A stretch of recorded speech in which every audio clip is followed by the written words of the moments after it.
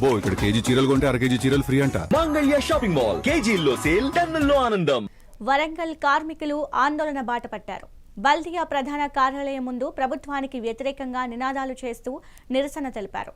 ఎండనక వాననక ప్రజల కోసం సేవ చేస్తున్న తమను ప్రభుత్వం చిన్నచూపు చూడడం సరికాదన్నారు.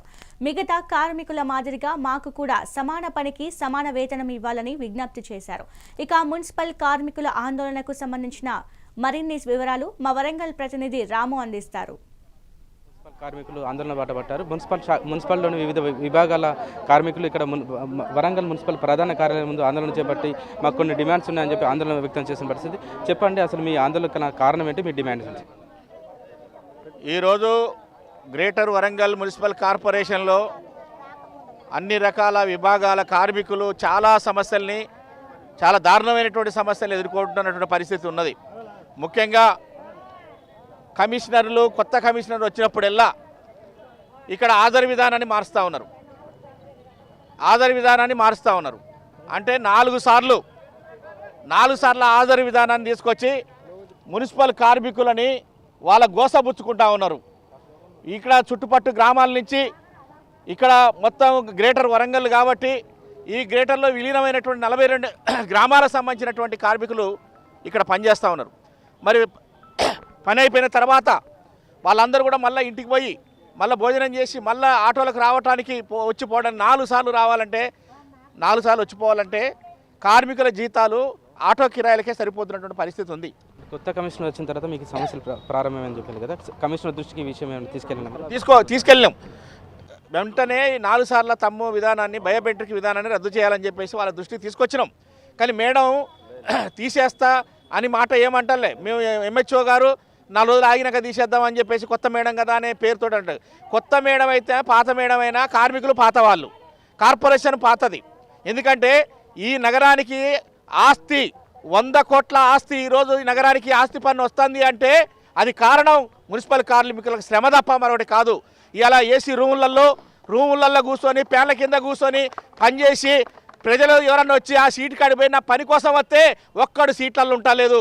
కానీ కార్మికులు మాత్రం ప్రతి క్షణం వాళ్ళ డ్యూటీ టైంలో ఉదయం 5 గంటల నుంచి 10 గంటల వరకు, మధ్యాహ్నం 2 గంటల నుంచి 5 గంటల వరకు వాళ్ళ డ్యూటీ లోపల ఎక్కడ ఈ నగరం లోపల వాళ్ళ కేటాయించినటువంటి 66 డివిజన్లలో వాళ్ళు పనిచేస్తూ ఉన్నారు.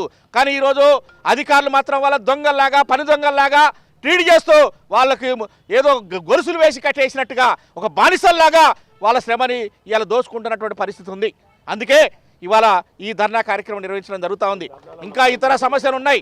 ఆ సమస్యలు ప్రధానంగా ఇవాళ వాటర్ సప్లైలో పనిచేసే వాళ్ళ కేవలం 15,000 రూపాయలు ఇస్తారు, పెంచిన 1000 రూపాయలు ఇవ్వట్లేదు. వాళ్ళు చనిపోతే దహన సంస్కరణలకి, ఇవాళ వాటర్ సప్లై కార్మికులకి, మలేరియా కార్మికులు 90 మందికి, హార్టికల్చర్ కార్మికులకి ఇవాళ చనిపోతే వాళ్ళకి దిక్కులేనటువంటి పరిస్థితి ఉన్నది. మరి ఈ నగరంలో పనిచేస్తున్నటువంటి వాళ్ళకి అందరికి ఇచ్చినట్లు 10,000 రూపాయలు దాన సంస్కరణలకి ఇవ్వాలి. అదేవిధంగా వీళ్ళకి యూనిఫాములు లేవు, గ్లౌజులు లేవు, అదేవిధంగా వాళ్ళ చెప్పులు, షూలు ఇవన్నీ కూడా ఏమీ లేవు, పీపీ కిట్ లేదు, మరి చీపుర్లు లేవు. ఇవన్నీ కూడా ఈ వరంగల్ నగరంలో అడుక్కోవాల్సిన పరిస్థితి వస్తుందంటే ఈ నగరంలో పనిచేస్తున్నటువంటి ఈ నగరంలో ఉన్నటువంటి అధికారులు, మేయర్, పాలకవర్గం మరి సిగ్గుపడాలని చెప్పేసి మేము ఇక్కడ హెచ్చరిక చేస్తూ ఉన్నాం. నగరాన్ని నిరంతరం పరిశుభ్రంగా ఉంచుతున్న మా పైన ప్రభుత్వ అధికారులు ఈ విధంగా వ్యవహరించడం సరికాదని చెప్తున్న పరిస్థితి. మీరు చెప్పండి, అసలు మీ డిమాండ్స్ చేస్తే అసలు మీరు ఆందోళన? మేము రోజుకు 4 సార్లు తమ్మొత్తాలంటే మాకు కష్టమవుతుంది. డివిజన్లలో పని ఏరియా ఎక్కడున్నదో ఆ డివిజన్లలో పని చేసుకుంటూ మళ్ళీ 4 సార్లు వచ్చి హాజరొత్తాలంటే మాకు చాలా కష్టం అవుతుంది. మాకు ఛార్జీలు అవుతున్నాయి. మళ్ళీ వచ్చేసరికి మళ్ళీ 5 గంటల హాజరొత్తి ఇంటికి పోయేసరికి 7 అవుతుంది. మేము వండుకొని తినేది ఎప్పుడు? కష్టపడతలేమని కాదు, కష్టపడుతున్నాం. కానీ మాకు 4 సార్లు తంబయ్యేసరికి మాకు ఇంటికాడ వెనుక అవుతుంది, ఇబ్బంది అవుతుంది, పని లేట్ అవుతుంది. మాకు సరి అయినటువంటి జీతం సరిగా లేక సరిపోతలేవు ఆటో ఛార్జీలకు. సరైన జీతం ఒకవైపు లేదు, మరొక వైపు రోజు 4 సార్లు తంబు మేము పెట్టాలంటే మాకు కొంత ఇబ్బందిగా మారుతున్న పరిస్థితి అని చెప్పి ఒకవైపు ఉన్నత స్థాయి అధికారులు మాత్రం ఆఫీస్లో కూర్చొని పనిచేస్తుంటే మేము నగరాభివృద్ధి కోసం విశేషమైన కృషి చేస్తుంటే మాకు సరైన వేతనం లేదు, సరైన జీతం లేదు, సరైన సదుపాయాలు కూడా మాకు కల్పించట్లేదు. మాకు యూనిఫామ్స్ ఇవ్వాలి, షూ ఇవ్వాలి. ఎవరైనా కార్మికులు మున్సిపల్ కార్మికులు మృతి చెందితే వాళ్ళ దహన సంస్థల కోసం 10,000 రూపాయలు కేటాయించాలి. రోజుకు 4 సార్లు బయోమెట్రిక్ ద్వారా మేము హాజరు కావాలంటే మాకు ఇబ్బందిగా ఉంటుంది.